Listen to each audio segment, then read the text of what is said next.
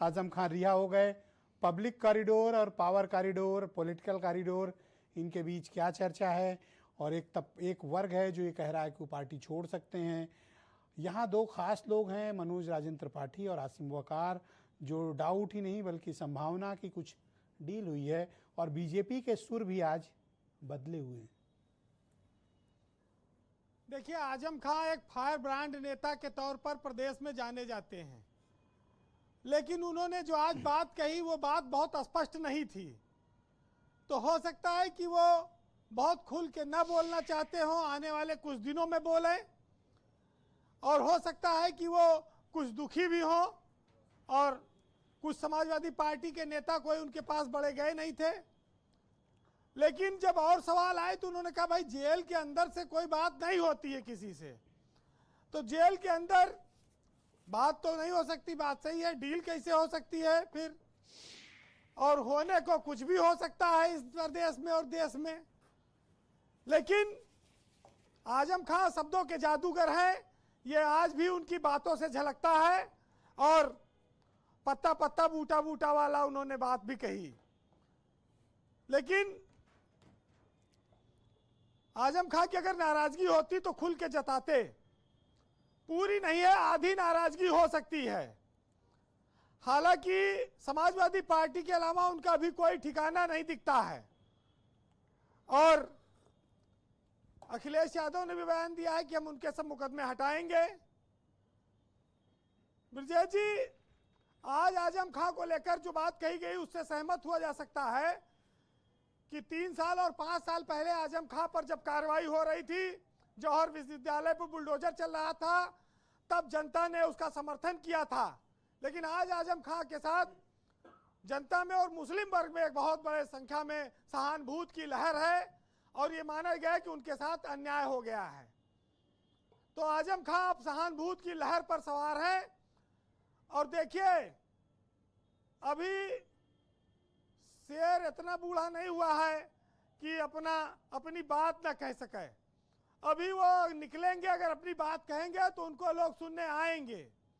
आजम खां के पास एक शब्दों का बहुत बड़ा जाल है, और नेता इन्हीं सब चीजों की तो कमाई खाते हैं, और क्या है उनके पास। वैसे जो पहले वहां डीएम थे, अब वहीं पे कमिश्नर हैं, उनके हर साल प्रतिनियुक्ति बढ़ती रहती है। आजम खां ने कहा था कि भाई ये सब मायावती वाले, जो मायावती देखा होगा कि साफ करते हैं रुमाल से, हम भी इनसे वही साफ कराएंगे, तनखैया वाला। फिर वो जया पर्दा वाला आ गया था मामला। तो उस समय तो बहुत सारी बातों के साथ साथ आजम खां इसलिए भी चर्चित हुए कि उनकी भैंस चोरी हो गई थी और प्रदेश की पुलिस उसको ढूंढ रही थी। बाद में उनको बकरी चोरी का मुकदमा उनके ऊपर लगा। कहाँ भैंस कहाँ बकरी? भैंस पालने में फायदा ज्यादा है, बकरी पालने में कौन फायदा है? लेकिन अब वो उनके ऊपर आरोप लगा जी। एक बात और लोगों ने कही, जैसी कि डील वाली बात आसिम वकार साहब कह रहे थे। एक चर्चा यह आई कि आजम खां को भाजपा की ओर से इस शर्त पर रियायत दी गई है कि आप जेल से छूटने के बाद अपने घर साइकिल से नहीं, हाथी पर बैठकर जाएंगे। ये सब बातें चल रही हैं, लेकिन अब अंदर की बात क्या है ये तो आने वाले वक्त में पता चलेगा। पर आप भी इस बात का डाउट क्रिएट करते हैं कि कुछ तो है। अब ये बात अभी पूरी तरह से साबित नहीं होती है, लेकिन सियासत में क्या हो सकता है कोई बड़ी बात नहीं है। आज वो सीता की नगरी से निकलकर राम की नगरी में पहुंच गए अपने घर, सीतापुर टू रामपुर। अब वो कहां आगे क्या करेंगे ये उनको देखना होगा। जी वीरेंद्र जी, लेकिन इतना जरूर है कि अभी पहले वो अपना इलाज कराएंगे, फिर वो किसका इलाज कर पाएंगे वो आगे वक्त तय करेगा, जब सरकार कभी बदलेगी या किसका इलाज बांधेंगे।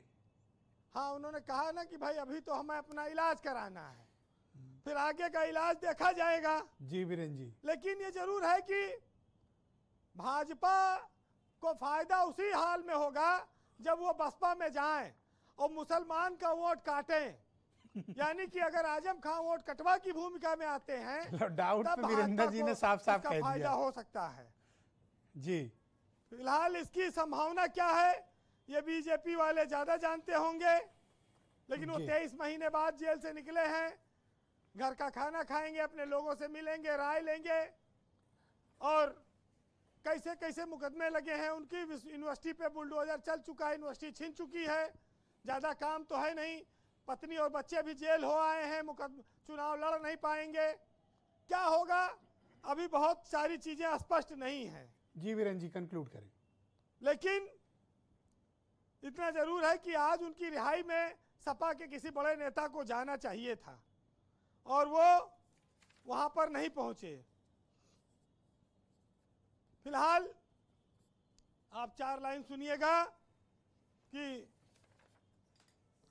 सिर पर आसमान है, पैरों तले जमी है, फिर भी बेचने हैं दिल, न जाने अब किस बात की कमी है, और जुर्म में हम कमी करें भी तो क्या, तुम सजा भी तो कम नहीं देते।